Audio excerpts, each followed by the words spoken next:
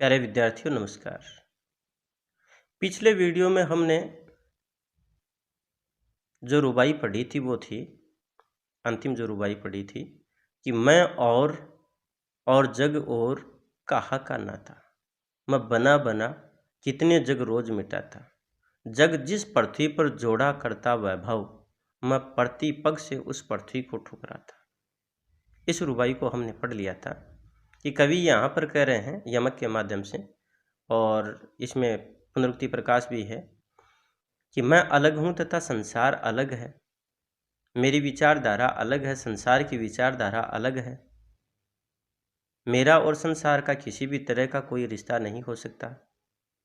ऐसी स्थिति में मैं अपने संसार का निर्माण करता हूँ और उसे मिटा देता हूँ, क्योंकि कोई ना कोई उसमें कमी रह जाती है।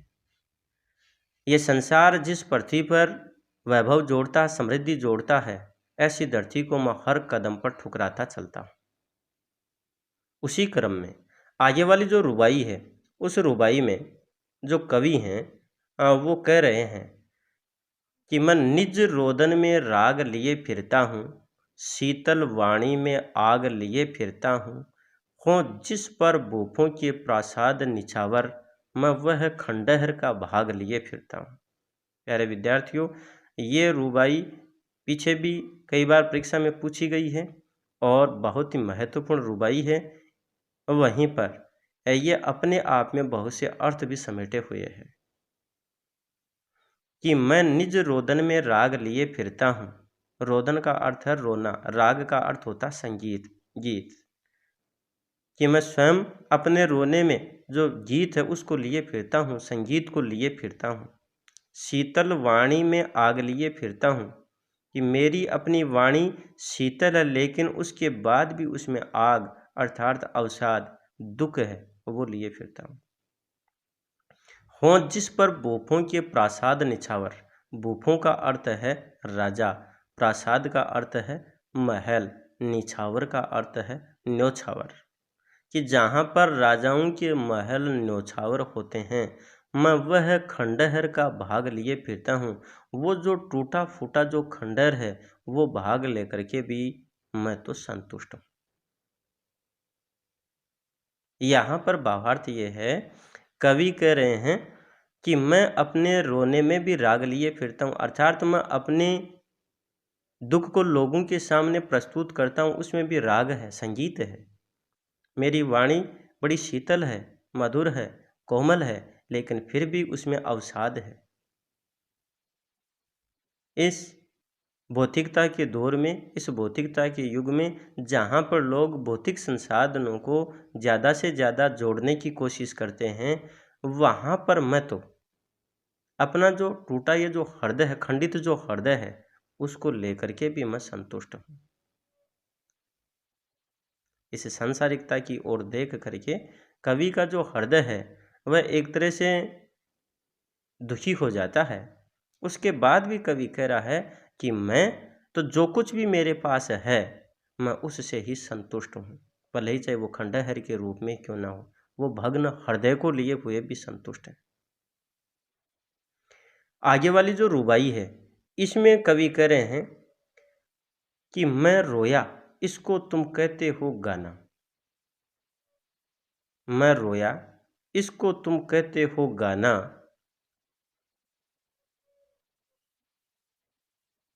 मैं फूट पड़ा, तुम कहते छंद बनाना, क्यों कवि कहकर संसार मुझे अपनाए, मैं दुनिया का हूं एक नया दीवाना। वापस पीछे वाली पंक्ति को लेंगे, उसी पर हम बात करेंगे और फिर आते हैं इन पंक्तियों पर।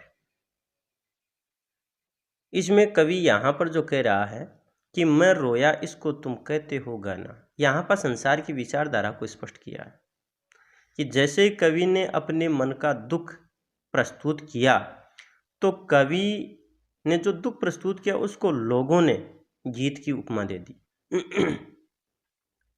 गाना की उपमा दी। जहाँ कवि अपना दुख प्रकट कर रहा है, वहाँ पर संसार ने उसे गीत की उपमा दी है। इसका तात्पर्य ये हुआ कि जब कोई व्यक्ति अपने दुख को प्रकट करता है, तो वहाँ पर संसार भी उसमें मनोरंजन ढूंढने का प्रयास करता है। इसी क्रम में कवि आगे कह रहा है,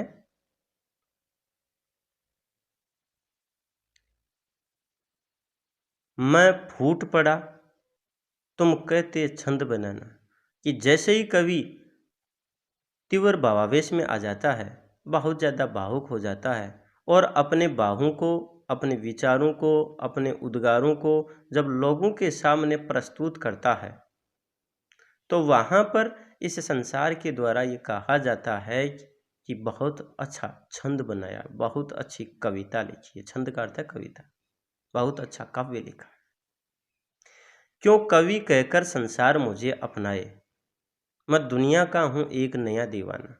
यहाँ कवि कह रहे हैं कि ये संसार जिसके सामने मैं अपने दुख को प्रकट करता हूँ और जब मैं तीव्र भावावेश में आकर के अपनी बात को प्रस्तुत करता हूँ, जिसे ये काव्य की उपमा दे देते हैं, छंद की उपमा दे देते हैं, कविता की उपमा दे देते हैं और मुझे कवि की उपमा से नवाजते हैं, कवि की उपमा दे करके मुझे सम्मान देने का प्रयास करते हैं।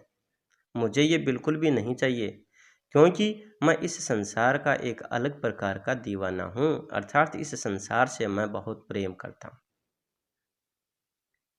ये संसार तो यानी कि एक तरह से स्वार्थ के वशीभूत होकर के और फिर कवि को उपमा दे रहा है, कवि को आदर दे रहा है, लेकिन मैं तो यानी कि उसके बावजूद भी इस संसार के प्रति इतना यानी कि प्रेम से युक्त हूँ कि इस संसार से प्रेम करता हूँ। ये एक तरह से अपने आप में एक अलग प्रकार का दीवानापन है। आगे वाली जो रुबाई और अंतिम रुबाई, इसमें यहाँ पर कवि कह रहा है कि मैं दीवानों का वेश लिए फिरता हूँ, मैं मादकता निःशेष लिए फिरता हूँ, जिसको सुनकर जग झूम उठे लहराए, मैं मस्ती का संदेश लिए फिरता हूँ। मैं दीवानों का वेश लिए फिरता हूँ, कि मेरी जो स्थिति है वो ऐसी है कि मैं दीवानों का सा वेश लिए हुए फिरता रहता हूँ। और मादकता, मादकता का अर्थ है मस्ती, और निःशेष का मतलब होता है पूर्ण, और मैं पूर्ण जो मस्ती है उस पूर्ण मस्ती को लिए हुए फिरता हूँ। और वो जो मेरी मस्ती, पूर्ण पूर्ण मस्ती इस प्रकार की कि जिसका संदेश सुन करके ये संसार, ये जग झूमने लग जाए, लहराने लग जाए, इस प्रकार की मस्ती का संदेश है वो मैं लिए हुए फिरता हूँ। भावार्थ इसका ये है कि इस संसार में जो भी उठापटक है, अवसाद है, संघर्ष है, उन सारी चीज़ों से ऊपर उठ करके और प्रेम और जो मस्ती है उसका संदेश लेकर के मैं फिरता हूँ, और प्रेम और मस्ती का संदेश ही मैं लोगों को देता हूँ, जिसके कारण वो अपने कष्ट को, अपने दुख को भूल पाए। या कवि इस बात को प्रस्तुत करना चाहता है कि जीवन में अनेक समस्याएं, अनेक चिंताएं, दुश्चिंताएं आती रहती हैं, लेकिन फिर भी व्यक्ति को ये भौतिकता की अंधी दौड़ से बाहर निकल करके और मस्त रहना चाहिए, खुश रहना चाहिए। यही प्रेम का संदेश मैं देना चाहता हूँ। अपना जो ये पाठ हरिवंश राय बच्चन द्वारा रचित आत्म परिचय, ये कविता इस छंद के साथ, इस रुबाई के साथ पूर्ण होती है। इसमें फिर से मैं शिल्प पक्ष पर बात करूंगा, कला पक्ष की बात करूंगा। इसकी जो भाषा है बड़ी सहज, सरल, मार्मिक है, भावात्मक इसमें शैली है, भावपूर्णता है इसमें। रुबाई छंद का प्रयोग किया है, जगह जगह अनुप्रास, रूपक, विरोधाभास, पुनरुक्ति प्रकाश, यमक, इन अलंकारों का प्रयोग किया है। माधुर्य गुण की छटा देखने को मिलती है, वहीं इसमें लाक्षणिकता देखने को मिलती है। कवि की जो शब्द योजना है बहुत सुंदर है, और कवि पर जो फारसी शायर, उर्दू जो उमर ये खयाम साहब हैं, उनका पूरा प्रभाव देखने को मिलता है। और इसी के साथ ये अपने पाठ का, इस कविता का समापन होता है। धन्यवाद, नमस्कार।